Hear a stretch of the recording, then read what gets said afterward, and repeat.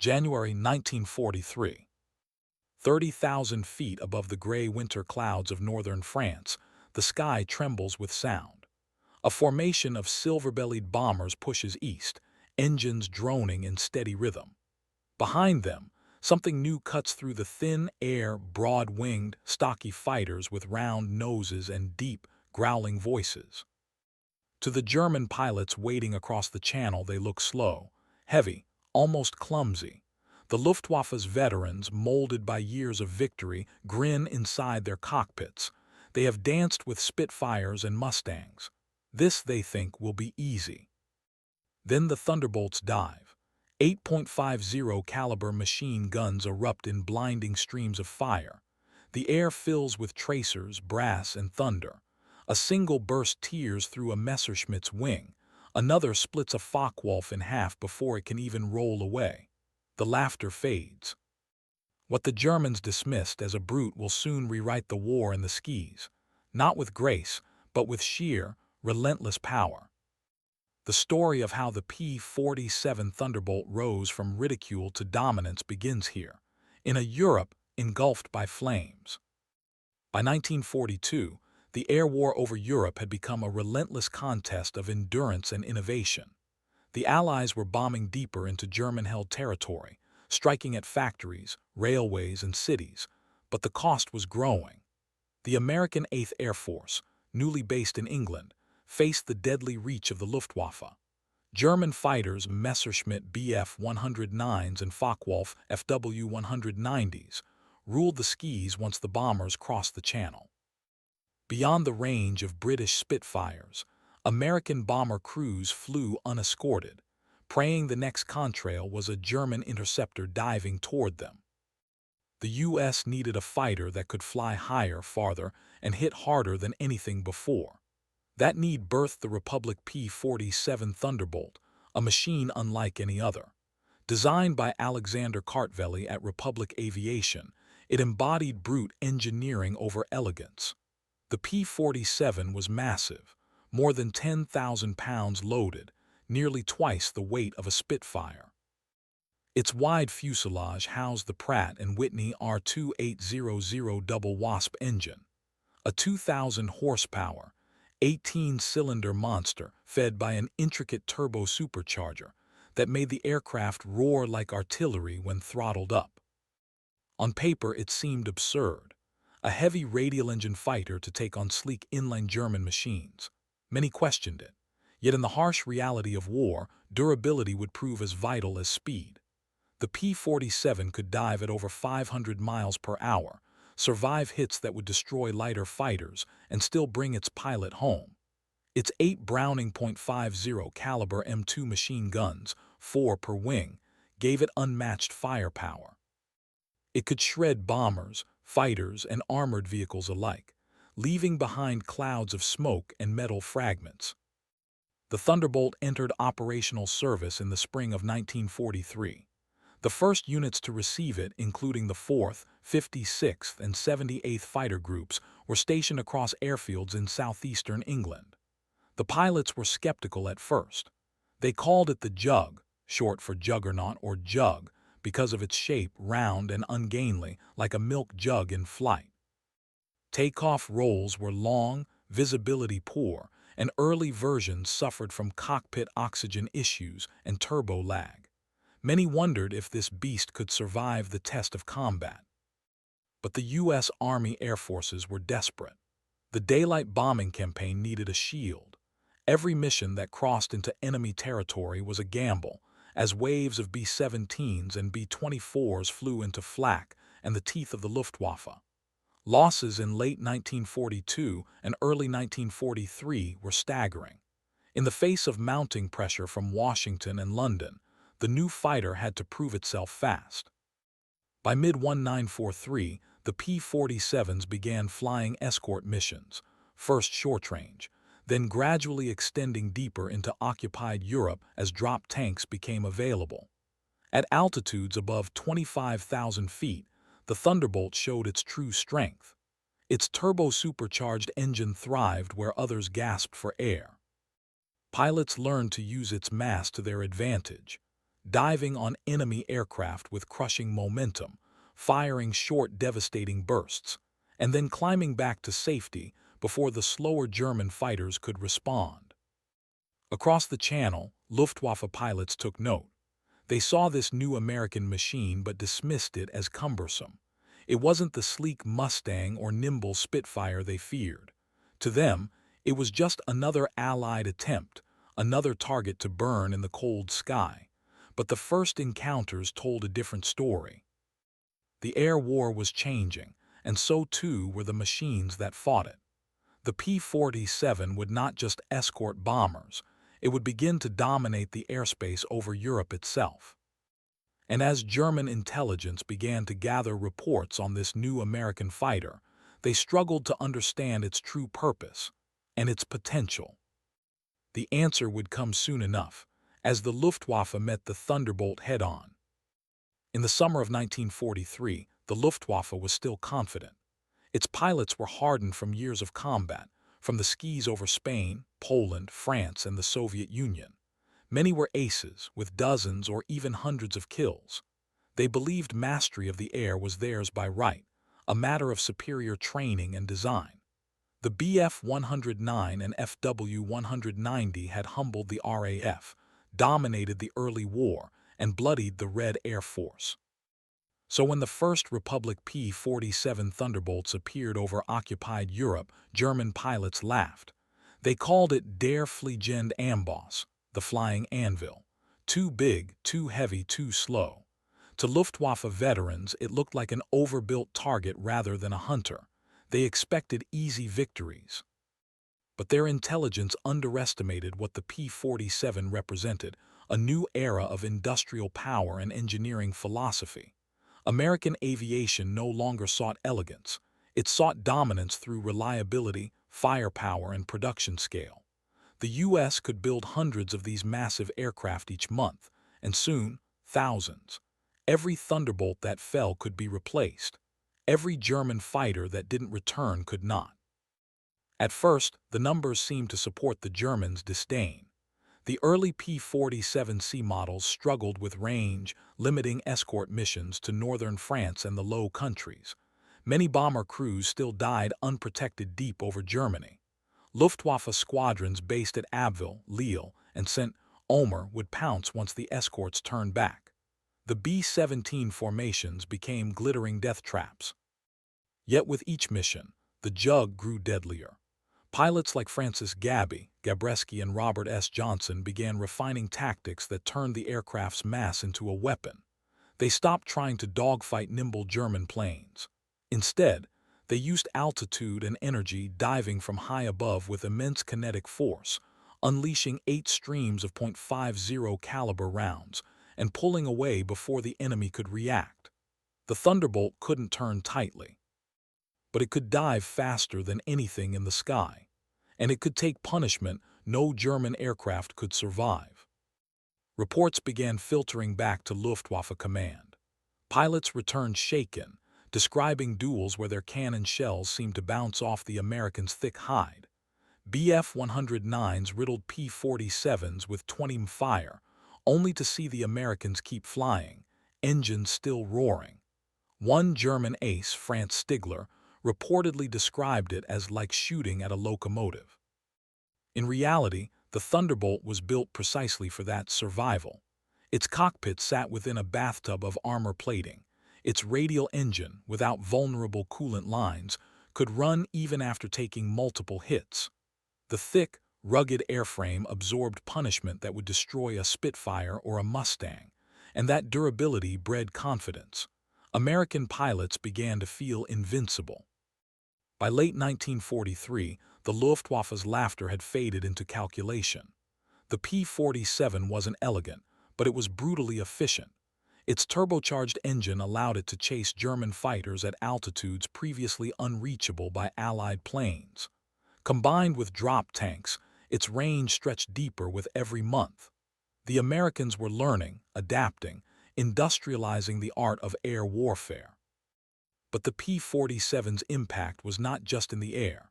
As the Allies prepared for Operation Overlord, the invasion of Western Europe, a new role for the Thunderbolt emerged.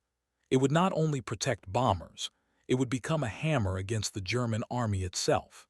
Its guns, bombs, and rockets would scourge supply lines, trains, tanks, and convoys, softening the continent for invasion. The Germans had laughed at the Thunderbolt when it first arrived. Soon, they would curse its shadow as it swept low over the fields of Normandy and the forests of the Ardennes, raining destruction with surgical, deafening fury. And as this transformation unfolded, the story of the P-47 splintered into many angles, each revealing a different face of this unstoppable machine. Angle 1, the human element, the men behind the Jug asterisk. Every warplane is only as formidable as the men who fly it.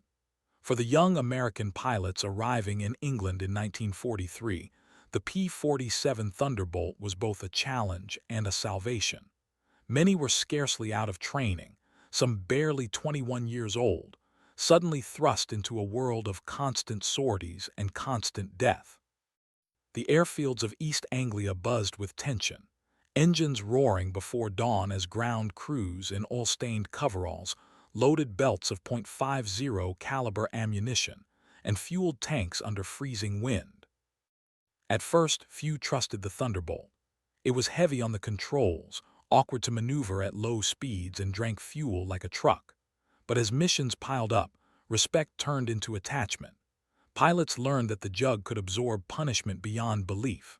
Stories circulated through the mess halls, tales of P-47s limping home with half a wing missing, riddled with holes, engines coughing, pilots alive only because of the aircraft's stubborn will to keep flying. Robert S. Johnson's story became legend.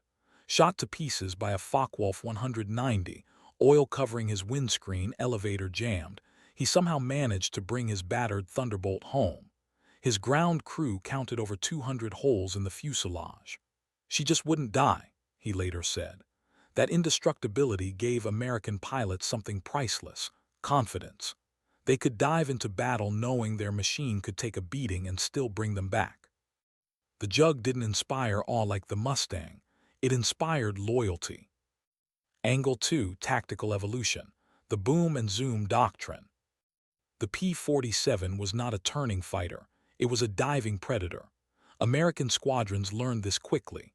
Early attempts to dogfight FW-190s were disasters. The Germans, with lighter aircraft, could outturn and outclimb them easily. So U.S. pilots adapted.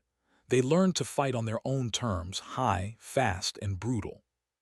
The tactic became known as boom and zoom. Pilots climbed to 30,000 feet, scanning the horizon for the glint of German wings. Once spotted, the Jug would dive like a stone, building speed that no enemy could match. At 400 miles per hour, the pilot would open fire, 8 guns blazing, thousands of rounds per minute, and then pull up hard, using inertia to climb back into the thin air. No turning duels. No drawn-out dogfights. Strike, destroy, vanish. This was air combat industrialized. Efficient, repeatable, deadly. The Luftwaffe found itself increasingly outmatched. Their fighters, designed for agility and short-range interception, could not sustain the high-speed vertical battles the Americans forced upon them. Even the feared FW-190 began to fall victim to this new style of engagement. By the end of 1943, Luftwaffe losses in the West were mounting fast, and German pilots were spending more time avoiding Thunderbolts than chasing bombers. Angle 3, technological mastery, the R-2800 and the 8 Brownings. What made the P-47 so formidable was not beauty but engineering audacity. Its heart, the Pratt & Whitney R-2800 Double Wasp, was one of the most powerful piston engines ever built. Twin rows of cylinders spun beneath the broad cowling, driving a massive 4-blade propeller that bit the air with unmatched force. Fed by a complex turbo-supercharger system routed through the fuselage, the engine delivered constant power even at high altitude. While German engines gasped for oxygen above 25,000 feet, the Thunderbolt remained ferocious. Its firepower was another revolution. 8 Browning .50 caliber machine guns, the heaviest gun package ever mounted on a single-engine fighter at the time, gave the P-47 the punch of a flying fortress. Each second of fire unleashed a storm of lead that could rip apart aircraft, shred vehicles, and even pierce lightly armored tanks. In head-on attacks, the sheer volume of tracers was overwhelming. Pilots described it as flying through a wall of fire. But there was another secret weapon: ruggedness. The Thunderbolt's radial engine didn't rely on fragile coolant lines, and its thick skin could absorb hits that would cripple other aircraft. The Germans soon realized that damaging a P-47 wasn't enough. You had to obliterate it completely. That combination, immense power, unstoppable endurance, and overwhelming fire, transformed what the Luftwaffe once mocked into a nightmare they couldn't shake. And as the pilots grew more confident, the Jug began to evolve beyond the role of protector. It was about to become an executioner on the battlefield below. Angle 4: Leadership. Commanders shaping the Jug asterisk. Leadership in the skies was as critical as technology on the ground. Fighter group commanders like Francis Gabreski, Robert W. Johnson, and Hubert Zemke understood that raw power alone did not win wars. Tactics, morale, and organization mattered just as much. They drilled pilots on formation flying, high-altitude positioning, and disciplined fire discipline. A P-47 pilot who sprayed all 8 guns recklessly risked emptying his ammo before the kill was confirmed. Training emphasized precision, timing, and mutual protection. Unit cohesion was vital. Gabreski's 56th Fighter Group became a machine of efficiency, each flight synchronized like clockwork. Leaders fostered confidence in the Jug by pairing new pilots with experienced mentors, ensuring that the aircraft's strengths were fully exploited while its weaknesses, low-speed maneuvering, fuel management, were mitigated. The results were undeniable. Squadrons under strong leadership produced ace after ace, inflicting mounting losses on the Luftwaffe while keeping their own casualties remarkably lower than earlier in the campaign. Angle 5: Enemy perspective. From laughter to respect asterisk. At first, German pilots continued to underestimate the Thunderbolt. Over northern France, Bf-109s and Fw-190s dived on what appeared to be slow, lumbering targets. Early encounters ended in shock. Entire squadrons were surprised by the Jug's acceleration in a dive, its firepower, and its ability to absorb punishment. Luftwaffe intelligence reports began noting a shift. The Americans were no longer simply escorting bombers. They were hunting fighters with lethal precision. Morale cracks appeared. Experienced German pilots who had once dominated the skies now treated P-47s with caution, sometimes breaking off attacks altogether. Franz Stigler, the Luftwaffe ace who later famously spared a crippled bomber, described the P-47 as a mountain in the sky. The aircraft forced German commanders to rethink interception tactics, concentrate more firepower, and increasingly avoid prolonged engagements. A strategic psychological victory that would echo through subsequent operations. Angle 6: Moral and ground attack impact. Thunder from above. While the P-47's air-to-air success was notable, its ground attack missions reshaped the European battlefield. Pilots adapted the fighter for strafing and bombing roles, armed with bombs, rockets, and its relentless .50 caliber guns. Rail yards, convoys, bridges, and armored columns became targets. German logistics, the lifeblood of armies defending Normandy and the Ardennes, began to crumble under aerial hammering. This brought moral weight to the pilots' actions. Civilians in occupied regions were sometimes caught in the crossfire, and crews carried the psychological burden of destruction. Yet their mission was clear: weaken German capability to wage war. Reports from the field often emphasized efficiency over spectacle. A P-47 flight that disabled a single rail hub or annihilated a fuel convoy could save thousands of Allied lives by preventing reinforcements from reaching the front. The Thunderbolt became a weapon of precision and terror. a machine whose power above the clouds translated into strategic advantage on the ground below. The convergence of human skill, tactical innovation, technological mastery, decisive leadership, enemy adaptation, and moral complexity set the stage for the Thunderbolt's climactic emergence. Soon, these forces would meet in a series of turning points that would redefine the air war over Europe. By the spring of 1944, the P-47 Thunderbolt had reached the apex of its air superiority mission. The Allies were preparing Operation Overlord, and the skies above Western Europe would become a deadly arena.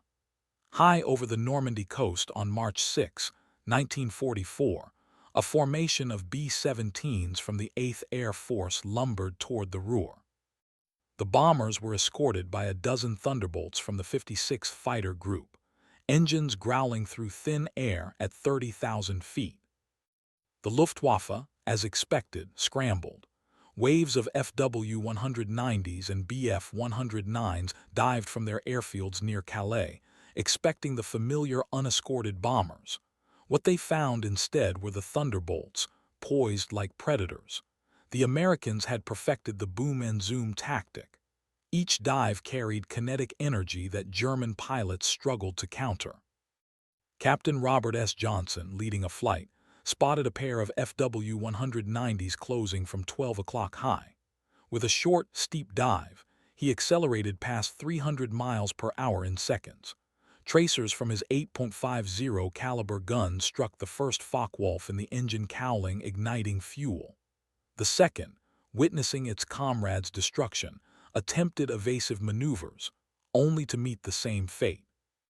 Within 30 seconds, two seasoned Luftwaffe fighters were gone, smoke trailing behind them. This encounter was repeated across the formation. The Thunderbolt pilots worked in synchrony, climbing after each attack to gain altitude for the next strike. German tactics, which relied on outmaneuvering lighter Allied aircraft, proved useless. Attempts to draw the Americans into dogfights ended in disaster. Many Luftwaffe pilots realized too late that they had underestimated the Jug, a machine that could punish without mercy, absorb damage, and escape before retaliation. The numerical disparity that had once favored the Germans now worked against them. The Thunderbolt's range allowed continuous coverage, ensuring no bomber flight was ever truly unprotected. Combined with the firepower and armor, each engagement became a test of attrition, and the Luftwaffe was beginning to lose the war in the air not through cunning, but through the relentless efficiency of American engineering and tactics. The turning point was not a single battle but a series of precise, coordinated assaults. Intelligence reports from Luftwaffe Command confirmed the growing threat. "The Americans have changed the game," noted a frustrated German operations officer in April 1944. "Their fighters are no longer merely escorts, they are hunters." This transformation culminated in mid-May during the attacks over the Ruhr and the Rhineland. Entire squadrons of Bf-109s found themselves decimated by formations of Thunderbolts that struck with unerring precision. A single P-47 flight could disrupt a Luftwaffe offensive, destroy multiple enemy fighters, and return home with minimal losses. The German pilots' earlier laughter had dissolved into a mix of fear and grudging respect. Beyond the kills, the psychological impact was immense. The Luftwaffe, previously confident in its dominance of Western skies, now approached every American bomber mission with caution. Interceptions became riskier, aggression tempered by knowledge of what the Jug could do. The era when German fighters could dominate Allied formations without consequence was over. From high above the fields of France to the industrial heart of the Reich, the P-47 had become a symbol of unstoppable American air power. Yet the story was not complete. Its full potential would soon be realized in a different arena, the ground war. Continue to Section 2 of Climax/Turning Point, the ground attack missions, 750-900 words. By June 1944, the focus of the P-47 Thunderbolt had shifted from the clouds to the earth. Operation Overlord was underway, and the Normandy countryside became a crucible of destruction. While paratroopers fought to secure bridges and towns, thunderbolts rained death from above. Their payloads varied: 500-pound bombs, high-explosive rockets, and relentless strafing runs with 8.50 caliber guns. German armored columns, supply convoys, and railheads were now the targets. On June 13, 1944, near Caen, a Kampfgruppe of German Panzer IVs advanced along a narrow road, confident in their armor and numbers. From 20,000 feet, a flight of P-47s appeared, diving in unison. The first pass tore through soft-top trucks and fuel trailers. Tracers cut through the air, igniting vehicles and immobilizing tanks. Smoke and fire filled the fields. Pilots repeated their attacks, climbing between passes to maintain altitude advantage. By the time the German column attempted to regroup, the path was impassable, supplies destroyed, tanks burned, morale shattered. This precision was repeated across Normandy and beyond. Rail yards at Caen and Saint-Lô were flattened. Bridges over the Orne and Odon rivers vanished under bombs and rockets. German reinforcements struggled to move. The Thunderbolt, initially derided as a lumbering escort, had become a weapon that could dictate the flow of ground operations. The psychological effect on German troops was profound. Soldiers on the ground learned to fear the sound of the Thunderbolt's engine, a prelude to sudden devastation. Intelligence reports from June and July 1944 repeatedly highlighted the effect. Enemy movement is severely constrained by air interdiction. Morale is collapsing under constant aerial assault. German commanders were forced to disperse formations, slow convoys, and often abandon critical supply routes. Simultaneously, the P-47's ruggedness proved invaluable. Aircraft hit by flak could limp back to friendly territory. Pilots who had flown through burning flak bursts reported aircraft battered but still flyable. Unlike lighter fighters, the Jug could survive punishment and continue its mission, a critical advantage when striking deep into enemy territory. These operations showcased the Thunderbolt's dual nature: a hunter in the air, a hammer on the ground. Its combination of firepower, survivability, and precision transformed the battlefields of Western Europe. By late July 1944, Allied reports noted a clear trend. Wherever P-47s operated in force, German operational mobility and response times were severely compromised. Entire counterattacks were stalled or abandoned because of the Jug's constant presence. The culmination of these air-to-ground operations, paired with the P-47's air dominance, solidified its reputation among allies and enemies alike. The aircraft that German pilots had once mocked was now synonymous with destruction. Soldiers on the ground, bomber crews in the air, and enemy commanders all recognized a new truth. The P-47 Thunderbolt was no longer merely a participant in the war. It had become a decisive instrument of Allied strategy.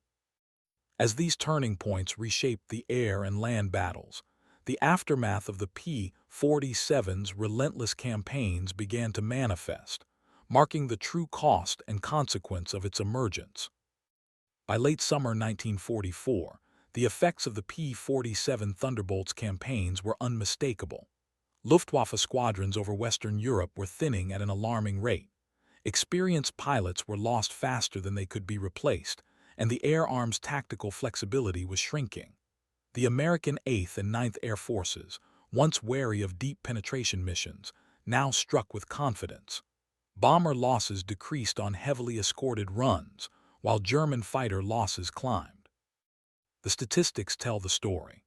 In June 1944 alone, the 56th Fighter Group claimed over 50 confirmed Luftwaffe aircraft destroyed in air-to-air combat, with minimal losses of their own. Across multiple groups flying Thunderbolts, kill ratios averaged 5-to-1 in favor of the Americans.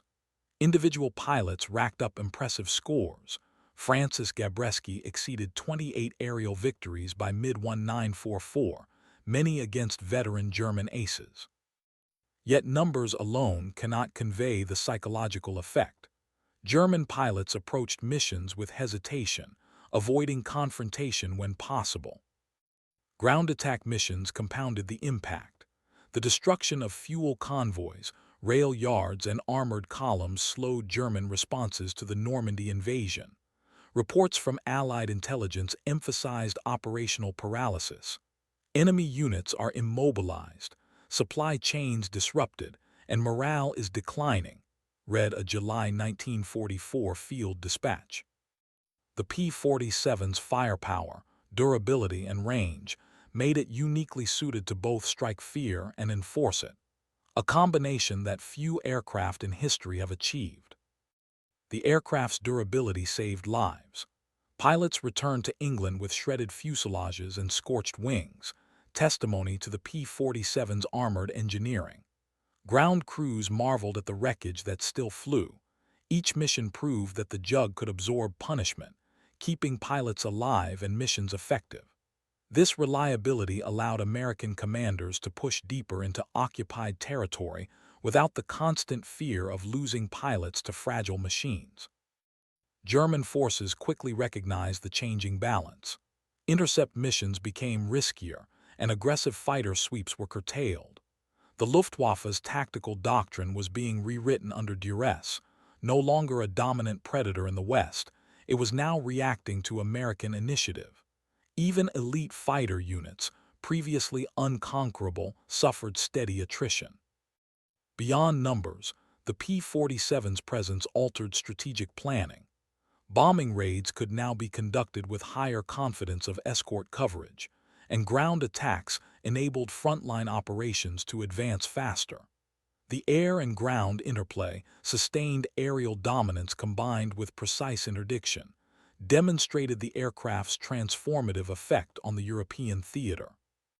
As the Allies prepared to push further into Germany, the cumulative impact of the P-47's air-to-air and air-to-ground operations became clear.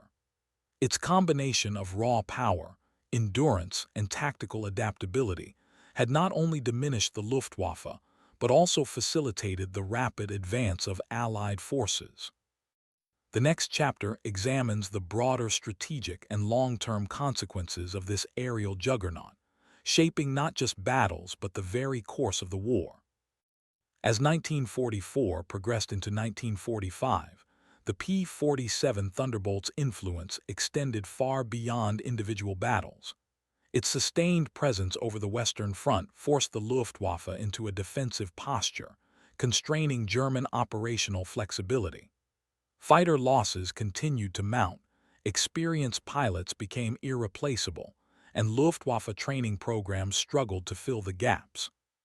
By early 1945, German aerial units were increasingly composed of inexperienced cadets, sent into combat against seasoned American pilots flying the juggernaut. The strategic consequences were profound. Allied bombing raids reached industrial hubs with unprecedented effectiveness. Cities like Dortmund, Essen, and Berlin saw bomber formations penetrate deeper into German territory with reduced escort vulnerability. The P-47, alongside the emerging P-51 Mustang, provided the necessary firepower and durability to protect bombers throughout long-range missions, changing the calculus of the air war. German aircraft could no longer contest the skies effectively. Attrition rates were unsustainable, and key targets went unprotected. On the ground, the Thunderbolt's continued interdiction campaigns disrupted supply lines, rail networks, and armored divisions. Operation Cobra, the breakout from Normandy in July 1944, benefited enormously from air support. P-47 strikes destroyed German reinforcements and slowed counterattacks, allowing Allied armored divisions to advance rapidly. The combination of air dominance and ground interdiction effectively shortened campaigns, saving countless Allied lives while accelerating the collapse of German defensive positions. The psychological impact extended to both sides. Allied pilots gained confidence in their missions, knowing their aircraft could survive punishment and deliver devastating returns. German troops, conversely, faced constant aerial threat. Every movement became perilous. Field reports described soldiers hesitating to advance, supply columns immobilized under the threat of sudden strafing or bombing runs. The P-47 had become not only a physical weapon but a psychological one. Post-war analysis confirmed the aircraft's unique contributions. Reports highlighted its adaptability, able to perform as a high-altitude escort, a fighter bomber, and a tactical strike aircraft. Its robustness allowed for operational daring that lighter, more fragile fighters could not sustain. The lessons of the Thunderbolt would influence future military aviation doctrine, emphasizing survivability, firepower, and the integration of air superiority with ground support. By the end of the war, the P-47's reputation was firmly established. German pilots no longer mocked it, they feared and respected it. American pilots revered it. The aircraft had reshaped air combat, accelerated the collapse of German operational mobility, and contributed decisively to the Allied advance into Germany. Its legacy endured not only in records and statistics, but in the strategic principles that guided air warfare for decades to come. As Europe's skies finally grew quieter and the front lines stabilized, reflection on the P-47's journey reveals more than victories and destruction. It reveals the profound intersection of human skill, technological innovation, and the brutal necessities of modern warfare. The story of the P-47 Thunderbolt is not merely one of machines and munitions. It is a story of human ingenuity meeting the harsh realities of war. What began as a lumbering, underestimated aircraft evolved into a symbol of resilience, firepower, and industrial might. Pilots who once doubted the Jug came to trust it with their lives, climbing into its armored cockpit with a confidence born from repeated survival against overwhelming odds. Its 8.50 caliber guns, massive radial engine, and rugged airframe redefine what a fighter could be. The Thunderbolt excelled not through elegance or finesse, but through sheer reliability and lethal efficiency. In the air, it forced the Luftwaffe into retreat, rewrote aerial tactics, and secured the safety of countless bombers. On the ground, it became an instrument of precision destruction, dismantling supply lines, rail networks, and armored columns that threatened Allied advances. Its presence altered the course of battles, the decisions of commanders, and the lives of soldiers and civilians alike. The P-47's legacy extends beyond its immediate wartime impact. It embodies the principle that innovation in design, coupled with disciplined training and tactical adaptation, can tip the balance of entire campaigns. It demonstrates how industrial capacity, technological mastery, and human courage intersect to produce results that are as psychological as they are physical. In the eyes of the enemy, it transformed from a figure of mockery to a symbol of inescapable force, a mountain in the sky that demanded respect. Even as the guns fell silent and the smoke cleared over Europe, the Thunderbolt left its mark. It reminds us that the tools of war shape not only strategy and outcomes, but also human experience, resilience, and perception. In the vast, gray skies where it once roared, the P-47's legacy endures, a testament to the power of innovation, the courage of those who flew it, and the unforgiving calculus of history. The German pilots who laughed at first could not escape the truth. The Thunderbolt did not seek elegance. It sought dominance, and it achieved it with relentless precision.